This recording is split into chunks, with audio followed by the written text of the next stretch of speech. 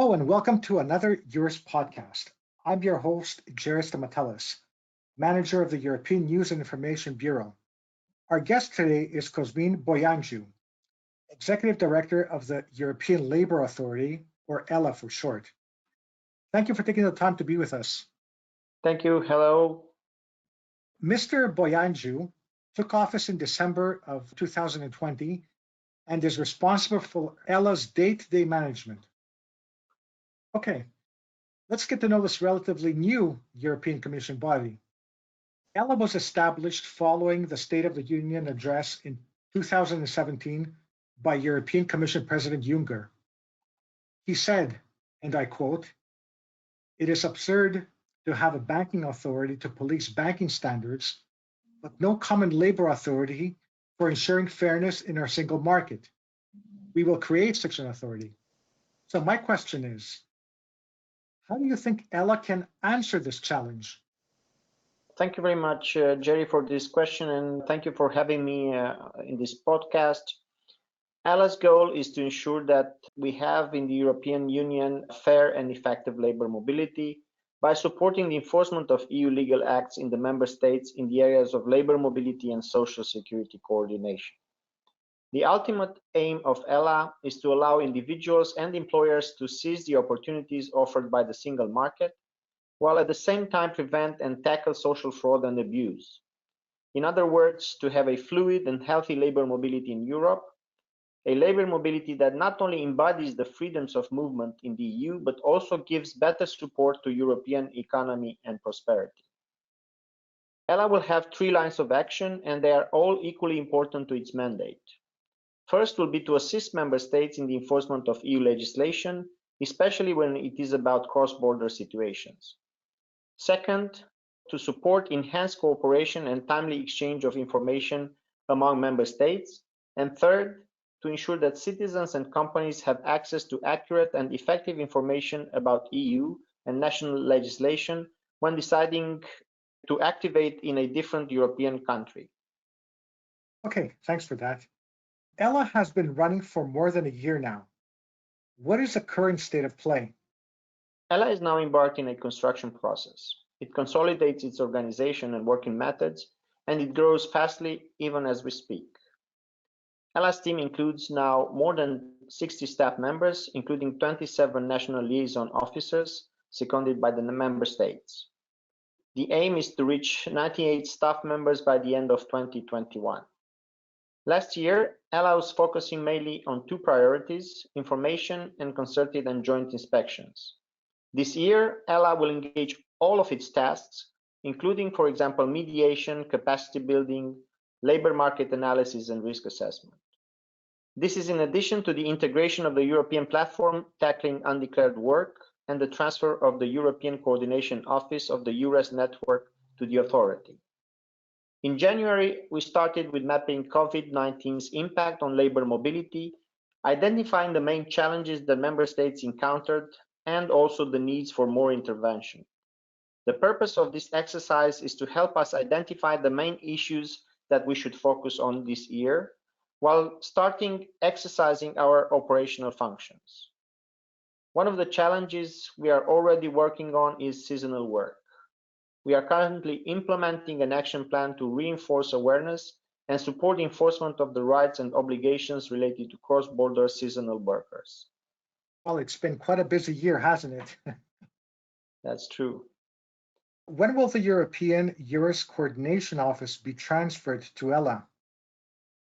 Transfer of EURES European Coordination Office activities from the Commission to ELA has already started. EURES training activities are now fully managed by ELA, as well as activities related to EURES programming cycle, European online job days, and translations. The rest of the Coordination Office activities that belong to ELA's mandate, like communication, the governance of the European Coordination Group, will be transferred during this spring.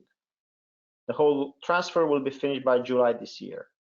The EURES team is growing according to plans. ELA recently published a vacancy for seconded national experts, including 2 posts for EURES. Okay, thanks for that. What is the main added value for the EURES network as part of ELA's activities? Well, both ELA and EURES aim to support fair and effective labor mobility. They have a strong degree of complementarity, and there are mutual benefits from developing synergies. EURES can be further strengthened with the increased cross-border cooperation that ELA will promote by, for example, streamlining the activities of a number of existing networks, such as the European platform tackling undeclared work. ELA is now a permanent EU structure through which member states and national authorities across different administrative sectors can improve their cooperation. So we also plan to create synergies with EURES by improving information provision to workers and employers that interact with the EURES network. In particular, ELA will contribute to the single digital gateway with the objective to ensure coherence and quality of the information provided by the main EU websites to mobile individuals and employers. The EURES portal is an example we can promote while taking inspiration for future improvements. Also, ELA, by covering different aspects of cross-border mobility, is set to foster a coherent framework of application of EU legislation, but also build strong brand among workers and employers and become a point of reference, which will in turn benefit EURES with increased visibility. Okay, so I heard keywords such as synergy, brand, which is very important for the EURES network, as you know. Yes. Okay, how will job seekers and employers benefit from ELA? When fully operational, ELA will provide workers, including job seekers and employers, with better access to information on their rights and obligations related to labor mobility. This will directly support the millions of Europeans who live or work in another member state, as well as the millions of businesses operating cross-border in the EU. The single digital gateway, which I mentioned before, plays an important role in this.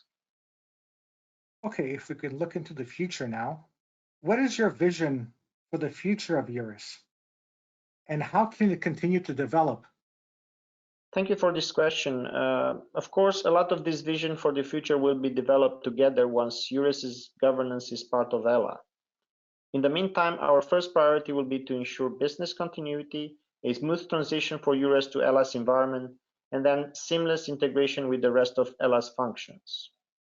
In the future, we will focus on the improvement of data quality and completeness of CVs and job vacancies on the EURES portal, together with the employment of sophisticated automatic matching engine utilizing EU classification of skills and occupations. In the long run, we aim to make ELA a frontrunner of digitalization. We will work to vastly improve the user experience and interface of EURES portal, but also its usability. ELA aims also to facilitate the adoption and use of digital tools by national administrations, which in turn will have a positive spillover effect on EURES' objectives. We will also consider making use of artificial intelligence and making the portal appeal to the mobile-first generation. Some very ambitious visions for the future. Yeah, that's what we want, not only for EURES, but especially EURES will have a special line in this, but also for the rest of ELA's functions. So we want, in our turn, to diffuse this towards member states and make them use fully the digitalization trend that is now running in the EU and Europe. Okay, last but not least, Bratislava was selected as a seat of ELA.